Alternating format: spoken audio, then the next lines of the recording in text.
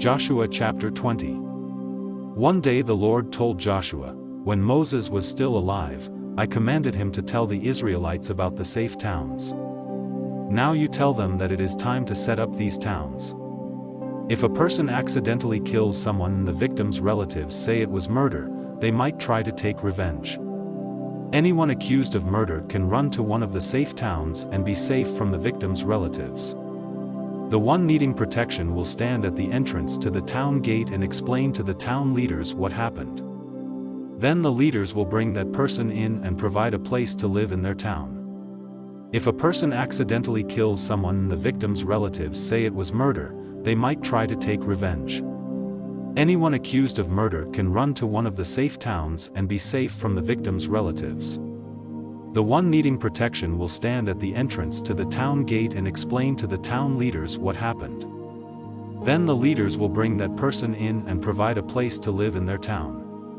One of the victim's relatives might come to the town, looking for revenge.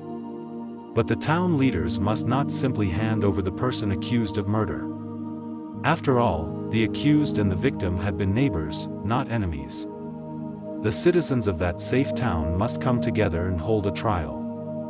They may decide that the victim was killed accidentally and that the accused is not guilty of murder.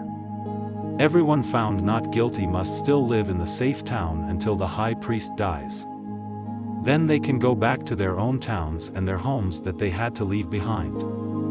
The Israelites decided that the following 3 towns west of the Jordan River would be safe towns: Kadesh in Galilee in Naphtali's hill country, Shechem in Ephraim's hill country, and Kiriath Arba in Judah's hill country. Kiriath Arba is now called Hebron. The Israelites had already decided on the following 3 towns east of the Jordan River: Bezer in the desert flatlands of Reuben, Ramoth in Gilead, which was a town that belonged to Gad, and Golan in Bashan, which belonged to Manasseh. These safe towns were set up so that if Israelites or even foreigners who lived in Israel accidentally killed someone, they could run to one of these towns. There they would be safe until a trial could be held, even if one of the victim's relatives came looking for revenge. Joshua chapter 21. While the Israelites were still camped at Shiloh in the land of Canaan, the family leaders of the Levi tribe went to speak to the priest Eleazar, Joshua, and the family leaders of the other Israelite tribes. The leaders of Levi said, "The Lord told Moses that you have to give us towns and provide pastures for our animals." Since they had said this, the leaders of the other Israelite tribes agreed to give some of the towns and pastures from their tribal lands to Levi. The leaders asked them to show them in what order the clans of Levi would be given towns, and which towns each clan would receive. The Kohath clans were first. The descendants of Aaron, Israel's first priest, were given 13 towns from the tribes of Judah, Simeon, and Benjamin.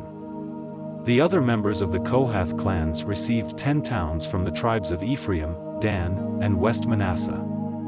The clans that were descendants of Gershon were given 13 towns from the tribes of Issachar, Asher, Naphtali, and East Manasseh. The clans that were descendants of Merari received 12 towns from the tribes of Reuben, Gad, and Zebulun. They had told Moses that he would show the Israelites which towns and pastures to give to the clans of Levi, and he did. The descendants of Aaron from the Kohath clans of Levi were priests, and they were chosen to receive towns first. They were given 13 towns and the pastureland around them. 9 of these towns were from the tribes of Judah and Simeon and 4 from Benjamin. Hebron, Libnah, Jadar, Eshtemoa, Holon, Debir, Ashan, Judah, and Beth-Shemesh were from Judah and Simeon. Hebron, located in the hill country of Judah, was earlier called Arba's town. It had been named after Arba, the ancestor of the Anakim. Hebron's pasturelands went along with the town, but its farmlands and the villages around it had been given to Caleb. Hebron was also one of the safe towns for people who had accidentally killed someone. Gibeon, Geba, Anathoth, and Almon were from Benjamin. The rest of the Kohath clans of the Levi tribe received 10 towns and the pastureland around them. 4 of these towns were from the tribe of Ephraim, 4 from Dan, and 2 from West Manasseh. Shechem, Gezer, Kibzaim, and Beth-horon were from Ephraim. Shechem was located in the hill country, and it was also one of the safe towns for people who had accidentally killed someone. Eltek, Gibbethon, Aijalon, and Gath-Rimmon were from Dan. Tanakh and Jibleam were from West Manasseh.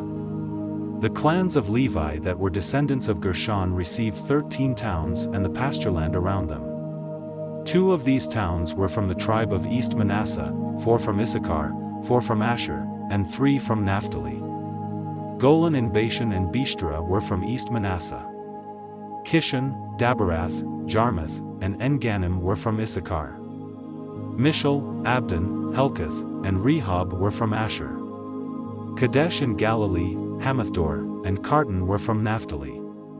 Golan and Bashan and Kadesh in Galilee were also safe towns for people who had accidentally killed someone. The rest of the Levi clans were descendants of Merari, and they received 12 towns with the pastureland around them. 4 towns were from the tribe of Zebulun, 4 from Reuben, and 4 from Gad. Jokneam, Karta, Ramona, and Nahalal were from Zebulun. Bezer, Jazza, Kedemoth, and Mephith were from Reuben. Bezer was located in the desert flatlands east of the Jordan River across from Jericho. Ramoth in Gilead, Mahanaim, Heshbon, and Jazer were from Gad. Bezer and Ramoth in Gilead were safe towns for people who had accidentally killed someone. The people of the Levi tribe had a total of 48 towns within Israel, and they had pastures around each one of their towns. Gave the Israelites the land he had promised their ancestors, and they captured it and settled in it. There still were enemies around Israel, but they kept his promise to let his people live in peace. And whenever the Israelites did have to go to war, no enemy could defeat them. They always helped Israel win. Promised to do many good things for Israel, and he kept his promise every time. Joshua chapter 11 verses 16 to 23. Joshua and his army took control of the northern and southern hill country, the foothills to the west, the southern desert, the whole region of Goshen, and the Jordan River Valley. They took control of the land from Mount Halak near the country of Edom in the south to Balgad in Lebanon Valley at the foot of Mount Hermon in the north. Joshua and his army were at war with the kings in this region for a long time, but finally they captured and put to death the last king. The Lord had told Moses that he wanted the towns in this region destroyed and their people killed without mercy. That's why they made the people in the town stubborn and determined to fight Israel. The only town that signed a peace treaty with Israel was the Hivite town of Gibeon. The Israelite army captured the rest of the towns in battle. During this same time, Joshua and his army killed the Anakim from the northern and southern hill country. They also destroyed the towns where the Anakim had lived, including Hebron, Debir, and Anab. There were not any Anakim left in the regions where the Israelites lived, although there were still some in Gaza, Gath, and Ashdod. That's how Joshua captured the land, just as they had commanded Moses, and Joshua divided it up among the tribes. Finally, there was peace in the land. Joshua chapter 12. Before Moses died, he and the people of Israel had defeated 2 kings east of the Jordan River. These kings had ruled the region from the Arnon River Gorge in the south to Mount Hermon in the north, including the eastern side of the Jordan River Valley. The first king that Moses and the Israelites defeated was an Amorite, King Sihon of Heshbon. The southern border of his kingdom ran down the middle of the Arnon River Gorge, taking in the town of Aroer on the northern edge of the gorge. The Jabbok River separated Sihon's kingdom from the Ammonites on the east. Then the Jabbok turned west and became his northern border, so his kingdom included the southern half of the region of Gilead. Sihon also controlled the eastern side of the Jordan River Valley from Lake Galilee south to Beth-Jeshemoth and the Dead Sea. In addition to these regions, he ruled the town called Slopes of Mount Pisgah and the land south of there at the foot of the hill. Next, Moses and the Israelites defeated King Og of Bashan, who lived in the town of Ashtaroth part of each year and in Edrei the rest of the year. Og was one of the last of the Rephaim. His kingdom stretched north to Mount Hermon, east to the town of Salika, and included the land of Bashan as far west as the borders of the kingdoms of Geshur and Makkah. He also ruled the northern half of Gilead. Moses, the Lord's servant, had led the people of Israel in defeating Sihon and Og. Then Moses gave their land to the tribes of Reuben, Gad, and East Manasseh. Later, Joshua and the Israelites defeated many kings west of the Jordan River, from Baalgad in Lebanon Valley in the north to Mount Halak near the country of Edom in the south. This region included the hill country and the foothills, the Jordan River Valley and its western slopes, and the southern desert. Joshua and the Israelites took this land from the Hittites, the Amorites, the Canaanites, the Perizzites, the Hivites, and the Jebusites.